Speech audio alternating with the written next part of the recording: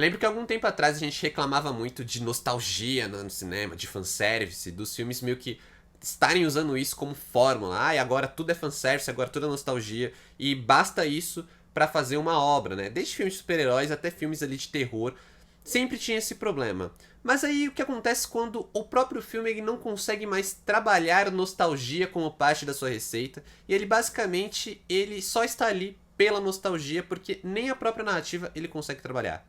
É mais ou menos o caso aqui. Fala galera, aqui quem fala é o Adam, sejam bem-vindos ao canal. Aproveita para se inscrever e deixar um like no vídeo, me seguir nas outras redes sociais, o arroba está aqui na tela. E vamos falar hoje de Ghostbusters, ou Caça-Fantasmas, Apocalipse de Gelo. Filme dirigido aí pelo Gil Kenan e que tenta dar continuidade para a franquia sem saber exatamente em qual direção ir. Na trama, as duas gerações de caça-fantasmas precisam lidar com um demônio glacial de outras eras cuja ameaça está para despertar. A gente precisa falar do grande problema de Caça-Fantasmas Apocalipse de Gelo, que é a dificuldade criativa deles saberem para onde eles vão. É uma franquia que entendemos que trabalhou ali a sequência legado com Caça-Fantasmas Mais Além, de uma forma até bem interessante, trouxe o elenco antigo de volta, conseguiram fazer uma homenagem até mesmo pro Harold Ramis, mas que beleza, fechou, passou bastão, conseguiu criar e estabelecer uns novos personagens, conseguiu estabelecer uma nova geração de caça-fantasmas e que já deixava claro que tinha pretensão sim de criar uma sequência. Então quando a gente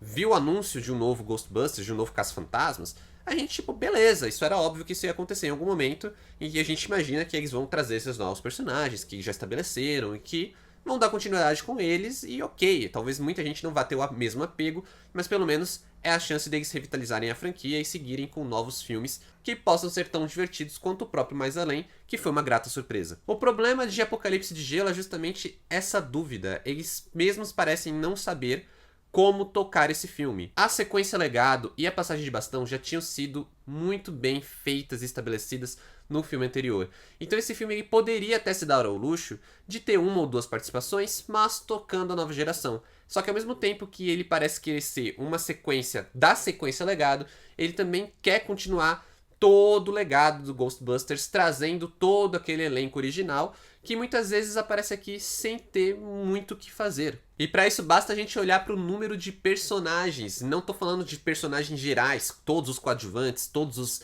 antagonistas aqui, todas as participações especiais. Não, basta olhar para o número de caça-fantasmas. São facilmente 9 personagens ali principais. A gente deveria estar tentando prestar atenção, tentando acompanhar o desenvolvimento, tentando acompanhar todas as pontas de roteiro, que sinceramente é tanta coisa, tanta subtrama, que é até difícil a gente tentar entender qual que é a sinopse oficial, qual que é a história deste filme em si, e não olhando para subtramas, mas qual que é a história principal. Algo que poderia ser trabalhado até, por exemplo, numa série, se eles quisessem fazer assim. Eles poderiam ter feito uma minissérie ou uma série com vários episódios, trabalhando várias subtramas e desenvolvendo vários personagens.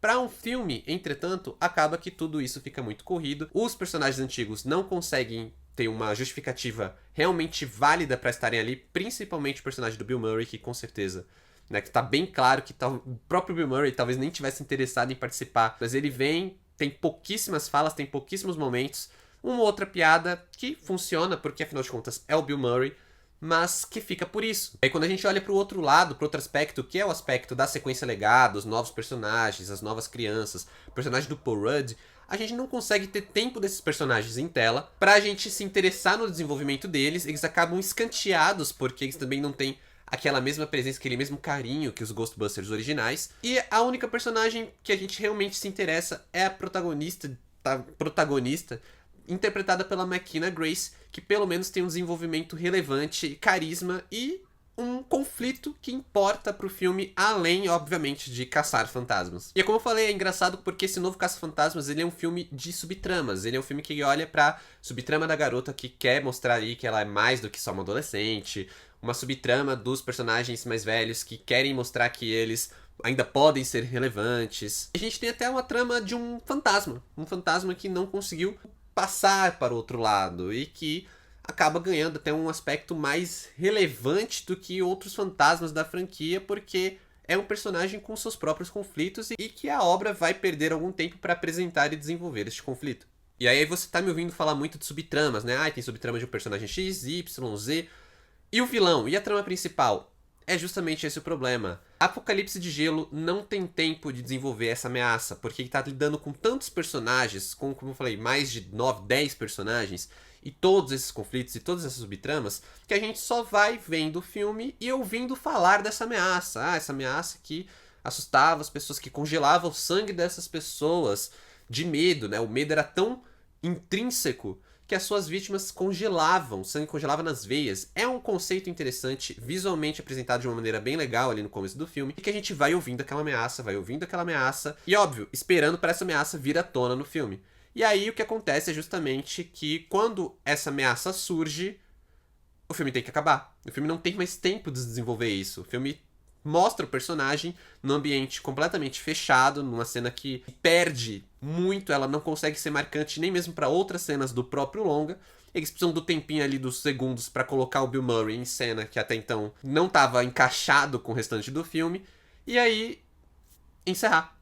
Porque já deu tempo, o filme já tá longo, a gente precisa terminar isso aqui, e é isso. A ameaça que a gente vê sendo falada, né, que a gente vê sendo contada durante todo o filme, nunca é uma ameaça que a gente consegue realmente ver ela acontecendo em tela. Então, o cinema é muito sobre mostrar e pouco sobre falar. E o Caça-Fantasmas Apocalipse de Gelo, ele opta por te falar muita coisa e não consegue te mostrar. E é até curioso porque eu estou falando aqui que o vilão do filme ele não tem muito tempo de tela. E sabe quem tem menos tempo de tela? O Bill Murray. Sim, é o Bill Murray. É um filme que ele não precisava desses personagens, mas ele quer trazer esses personagens, ele quer usar a imagem deles, ele quer vender essa imagem deles, ele quer vender essa imagem do legado, porque afinal de contas ainda tem muito fã de Caça-Fantasmas ali dos originais que pode ir ver esse filme, mas no geral os próprios criadores ali, o próprio diretor, os próprios roteiristas, eles não sabem muito bem como fazer isso, não sabem muito bem como realmente valorizar a presença desses personagens. E acaba que fica até um pouco meio vergonhoso de ter eles ali, no caso, por exemplo, do Bill Murray, sendo que, sei lá, parece que é tudo feito meio que na má vontade. E é claro, Apocalipse de Gelo ainda é um filme divertido, ainda é um filme que tem ótimas piadas, que consegue brincar ali com o conceito ali do sobrenatural, consegue trazer alguns momentos legais, alguns momentos mais emocionantes, mas no geral, meio que fica por isso, né? A gente acaba surpreso porque esse filme poderia ter um caminho claro ali de como trabalhar a sequência. No final das contas, não vai por isso e também não consegue trabalhar, realmente abraçar o legado de uma forma mais digna. Para Ghostbusters Apocalipse de Gelo, nota 6. Esse filme ele é realmente problemático quando a gente tenta ter uma perspectiva de franquia, né? Afinal de contas, para onde que eles vão agora? Eles vão continuar batendo ali com essa ideia de trazer os personagens originais, o que, claro, é muito legal, porque a gente tem apego com esses personagens.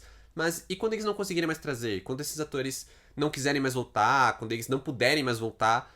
Como que Ghostbusters vai se sustentar com uma nova geração que eles mesmos optam por não desenvolver direito essa nova geração, essa passagem de bastão para esses personagens que são personagens que a gente já tinha até se interessado no filme anterior e que agora a gente acaba perdendo o interesse de novo, né? Eles não são tão relevantes, não são tão interessantes assim. Mas só porque o próprio filme decidiu descartar eles dessa maneira. Mais um filme de franquia aí que tem essa dificuldade de trabalhar, que a gente tá vendo ou tantas outras franquias conseguirem se reinventar, conseguirem dar um jeito de tirar da cartola aí novos personagens, novas histórias. É o caso, por exemplo, de Furiosa, uma saga Mad Max, e também de Planeta dos Macacos, O Reinado, que são filmes que conseguem dar continuidade às suas franquias de maneira digna, enquanto Ghostbusters parece que tá andando pra trás. Mas é isso, pessoal. Obrigado por assistirem até aqui. Valeu, falou e até mais.